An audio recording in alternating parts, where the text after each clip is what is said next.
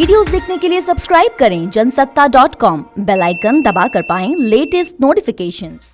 नमस्कार, स्वागत है आपका जनसत्ता में और मैं हूं कुमार संभव जैन। रोजाना की तरह मैं आपके सामने हाजिर हूं अब तक के कोरोना अपडेट्स के साथ। भारत में पिछले 24 घंटे के दौरान 1594 पॉजिटिव मामले मिले हैं, वहीं 51 लोगों की मौत हो गई है। देश में अब तक 29,974 लोग कोरोना की चपेट में आ चुके हैं। इनमें 22,010 केस एक्टिव हैं, जबकि 937 की मौत हो गई है। इसके अलावा 7,027 लोग इलाज के बाद ठीक होकर अपने घर जा चुके हैं। पिछले एक दिन में अगर हम देखें तो देश में 1543 नए केसेस आए हैं, जिससे कि हमारे टोटल कंफर्म केसेस की संख्या अब 29,435 हो चुकी है। और अगर हम देखें कि जो हमारे केस एक्टिव मेडिकल सुपरविजन में हैं, तो उनकी संख्या 21,632 है। अब तक पिछले 24 घंटे में 684 patients have been found cured, जिससे कि हमारा टोटल लोग जो क्योर हुए हैं वह संख्या 6,868 हो चुकी है।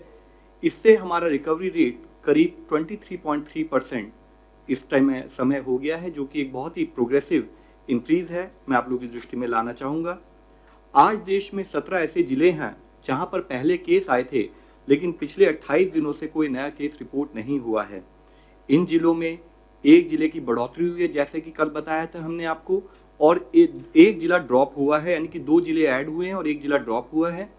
जो जिले ऐड हुए हैं वह है कलिम्पोंग वेस्ट बंगाल में, वायनाड केरला में, और जो जिला जहां पर एक एडिशनल केस आया है वह है लखीसराय बिहार में।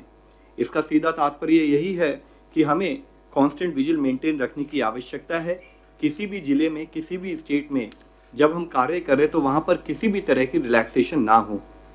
केंद्रीय स्वास्थ्य मंत्री डॉक्टर हर्षवर्धन ने आज दिल्ली के उपराज्यपाल अनिल बैजल, स्वास्थ्य मंत्री सत्येंद्र जैन और अन्य अधिकारियों के साथ वीडियो कॉन्फ्रेंसिंग के तहत बैठक की। उन्होंने बताया, राजधानी दिल्ली में 4.11% स्वास्थ्यकर्मी कोरोना की चपेट में आ चुके हैं। इनमें 13 पैरामेडिकल स्टाफ, 26 नर्सें, 24 फील्ड वर्कर और 33 डॉक्टर शामिल हैं। केंद्रीय स्वास्थ्य मंत्री ने कहा कि ये चिंताजनक बात है और इनमें कमी आनी चाहिए। दिल्ली में करीब 100 हॉटस्पॉट हैं, जिन्हें घटाने पर फोकस होना चाहिए।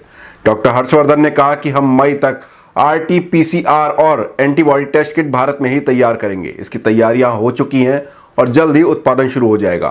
फिलहाल ICMR से मंजूरी मिलने का इंतजार किया जा रहा है। हमारा लक्ष्य 31 मई से हर दिन 1 लाख टेस्ट करने का है। मई के महीने में हम देश को अपने भारत में ही वैज्ञानिकों की सहायता से रिसर्च करके और RT-PCR की किट और इसी प्रकार से एंटीबॉडी टेस्ट की किट, ये दोनों चीज़ें जो है हम भारत के अंदर ही इसका प्रोडक्शन जो है करके और भारत की रिक्वायरमेंट्स को पूरा करने में काफ़ी हद तक मई के महीने में सक्षम होंगे। सब चीज़ें एडवांस्ड स्टेज में है। बहुत जल्दी ICMR की क्लियरेंस होते ही विदिन ए वीक वो सब चीज़ें प्रोडक्शन स्टेज में चली जाएंगी। जैसा कि हमारा टारगेट है कि 31 मई तक हम 1 लाख टेस्ट देश में करना चाहते हैं हर रोज़। उस टारगेट को अचीव करने में भी ये डेवलपमेंट हमें बहुत मदद करेगी। आपको बता दें, कोरोना संक्रमण को लेकर एक अच्छी खबर भी आई है। केंद्रीय स्वास्थ्य मंत्री ने बताया कि देश के 80 जिलों में पिछले 7 दिन में कोरोना का कोई नया मामला नहीं मिला है। वहीं 47 जिलों में पिछले 14 दिन से कोई नया मामला नहीं सामने आया है। अगर 21 दिन का आंकड़ा देखें तो 39 जिलों में कोई नया मरीज नहीं मिला है। वहीं 17 जिलों में पिछले 28 दिन से कोरोना का कोई केस नहीं मिला है। Right now we are in a position where we have been able to very exactly pinpoint the places where we have the disease, and all of our efforts are right now with differential strategies for containment of the disease in those areas where we have the virus disturbing the people of India. As you all know, that steadily we are making significant progress, and when I talk to you today, 80 districts in India have not reported a fresh case since the last 7 days. 47 districts have not reported a case for the last 14 days. 39 districts have not reported a case for the last 21 days. And 17 districts have not reported a case for the last 28 days.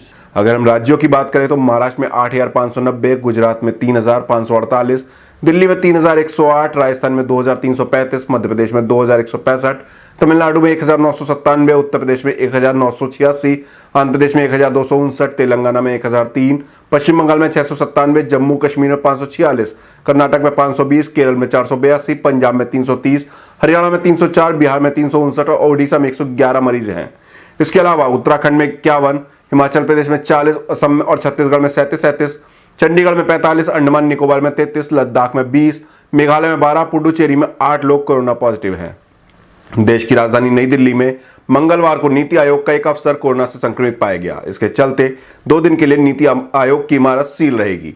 वहां पर खास तौर पर साफ सफाई की जाएगी। अब हम दुनिया के हालात से रूबरू होते हैं। पूरी दुनिया में कोरोना वायरस से अब तक 30,80,014 लोग संक्रमित हैं। 2,12,265 की मौत हो चुकी है, जबकि 9,29,044 लोग ठीक हो चुके हैं। इस बीच एशियन डेवलपमेंट बैंक ने संक्रमण से निपटने के लिए भारत को $1.5 बिलियन के कर्ज को मंजूरी दी। यह रकम करीब 11,000 करोड़ रुपए होती है। इस रकम का इस्तेमाल बीमारी की रोकथाम और आर्थिक तौर पर कमजोर वर्ग की सामाजिक सुरक्षा के लिए की जाएगा। अमेरिका में पिछले 24 घंटे के दौरान 1,303 लोगों ने दम तोड़ दिया। यहां मौतों का आंकड़ा 56,797 हो गया है। देश में अब तक 10 लाख से ज्यादा लोग कोरोना पॉजिटिव हैं। सबसे ज्यादा प्रभावित न्यूयॉर्क स्टेट में 2,98,000 संक्रमित हैं, जबकि 22,623 लोगों की जान जा चुकी है।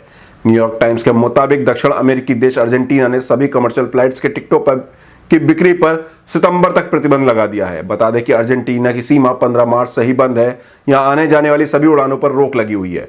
वहीं इक्वाडोर, पेरू और कोलंबिया समेत कई दक्षिण अमेरिकी देशों ने सभी व्यावसायिक उड़ानों पर प्रतिबंध लगा रखा है। इटली की बात करें तो यहां मरने वालों का आंकड़ा 26,977 हो गया है। वहीं संक्रमित लोगों की संख्या 1,99,414 पहुंच गई है। अमेरिका के बाद दुनिया में सबसे ज्यादा मौतें यहीं हुई हैं। इटली में पिछले 24 घंटे के दौरान 333 लोगों ने दम तोड़ा। वहीं इन्फेक्शन के 1,000 से ज्यादा नए मामले सामने आए। यहां 10 मार्च से लॉकडाउन लागू किया गया है, जो 3 मई तक अब बढ़ा दिया गया है। न्यूजीलैंड में संक्रमण के 2 नए मामले सामने आने के बाद मरीजों की संख्या 1472 हो गई है। यहां अब तक 19 लोगों की जान जा चुकी है। पाकिस्तान के दक्षिणी प्रांत सिंध के governor Imran Ismail corona positive पाए गए हैं। उन्हें प्रधानमंत्री इमरान खान का करीबी सहयोगी भी माना जाता है। इमरान इस्माइल ने खुद ट्वीट करके इसकी जानकारी दी। उन्होंने लिखा, अल्लाह इस महामारी इंशाअल्लाह से लड़ने की ताकत दे।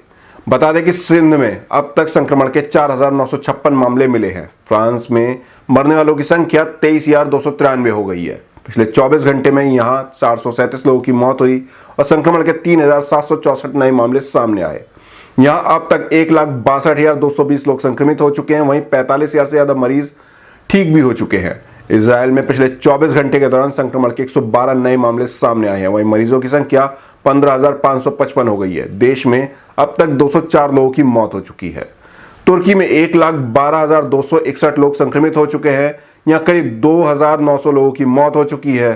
तुर्की के लिए राहत की बात यह है कि संक्रमण से 33,791 लोग ठीक भी हुए हैं। लैटिन अमेरिकी देश ब्राजील में भी कोरोना का प्रकोप लगातार बढ़ता जा रहा है। देश में संक्रमण के 66,000 से ज्यादा मामले सामने आ चुके हैं। पिछले 24 घंटे में 4,613 नए केस सामने आए हैं। वहीं मरने वालों की संख्या 4,543 हो गई है। ये थे अब तक के कोरोना अपडेट्स। कोरोना वायरस के बारे में हर जानकारी पाने के लिए बने रहिए जनसत्ता के साथ।